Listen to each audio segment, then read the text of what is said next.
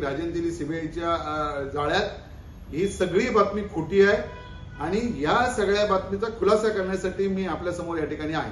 मला आज मितीपर्यंत कुठल्याही प्रकारचं पत्र या ठिकाणी आलेलं नाही. उलट मी त्याचं स्वागत करेन की शेवटी दूध का दूध पाणी का पाणी होऊन जाईल, एकदा ही चौकशी व्हायलाच पाहिजे. पण या निमित्ताने मी गेली 7-8 महिने बँकेचे जे गैरव्यवहार आहेत, जी काही कर्ज दिलेली आहेत, उदाहरणार्थ द्यायचं झालं तर रॉकस्टार ही कंपनी, तिथं मनी दवे डायरेक्टर आहेत. हे बावलं नितेश राणेचं आहे. नितेश राणे पालकमंत्री यांच्या मार्गदर्शनाखाली ही बँक चालली आहे. याचे सगळ्याचे मागे ते आहेत. आणि मग तेरा कर्ज देताना त्या रॉकस्टारला डायरेक्टरच परत राजीनामा दिला. एकदा 6.5 कोटी दिले, दुसऱ्या वेळी 10 कोटी रुपये दिले. तिसरं त्यांच्याकडे असलेला पीए राहुल पै हा तिकडे 20,000 रुपये मानधनावर आहे, त्याला 7.5 कोटी रुपये दिले. आणि त्या दाभोच्या जागेत लोकांनी विरोध केला. हे सगळे वर्तमानपत्रात छापून आले. आणि जो त्या ठिकाणी एक आरोपी आहे महाजन म्हणून, तो त्या ठिकाणी तिथला आरोपी आहे प्रमुख, आणि त्याच्या नावावर किती कर्ज आहेत? 5-5 कोटीची 3-4 कर्ज आहेत. म्हणजे 4-5 लोकांना मिळून हा त्याला जमीन, तो त्याला जमीन, अशा प्रकारचा जो गैरव्यवहार आहे हा उघडकीस येऊ नये. आणि मी ज्या तक्रारी केल्या होत्या दबून जाव्यात, आणि म्हणून त्यांनी राजकीय सुडाने मला अडकवण्यासाठी हे केलं. मला काही फरक नाही.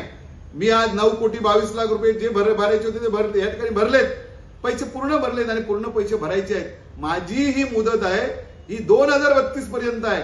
पण त्यांनी तिकडे दादागिरी करून आणि संपूर्णपणे आपल्या सत्तेचा वापर करून ठराव वेगळ्या त्या ठिकाणी घेतला. माझी या निमित्ताने शासनाला विनंती आहे की आपण याच्यात लक्ष घालावं. ही बँक टिकली पाहिजे.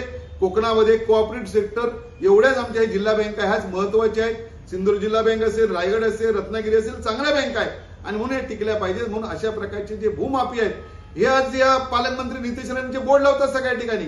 या सगळ्या गोष्टीची चौकशी व्हायला पाहिजे आणि योग्य तो न्याय मिळायला पाहिजे. जवळजवळ 900 कोटी रुपये साखर कारखान्यांचे दिले. त्यातले काही कारखाने बंद आहेत, काही कारखाने चालू नाहीत. त्यांची आर्थिक काय कुठलं त्या ठिकाणी बघितलं गेलेलं नाही. आणि म्हणून ह्या सगळ्या गोष्टीची चौकशी व्हायला पाहिजे. कारण ही जी बँक आहे ही सर्वसामान्य शेतकऱ्यांची आहे, मच्छीमारांची आहे. ही बँक टिकली पाहिजे. आणि म्हणूनच याच भावनेतून मला 6 महिने वेगवेगळी लोकांची उत्तरं येऊन सुद्धा वेगवेगळ्या स्तरावरची उत्तरं येऊन मी पब्लिसिटी केली नाही, की प्रेसला दिलेलं नाही. आणि म्हणून माझी या माध्यमातून या आठवड्याभरात माननीय मुख्यमंत्री, उपमुख्यमंत्री सगळ्यांना भेटून त्यांच्या कानावर ही सगळी बँक टिकण्यासाठी आणि जे काही तिथे अडचणी निर्माण झाले, जे काही घोटाळे निर्माण झाले ते त्यांच्या समोर या ठिकाणी ठेवणार आणि दाद मागणार.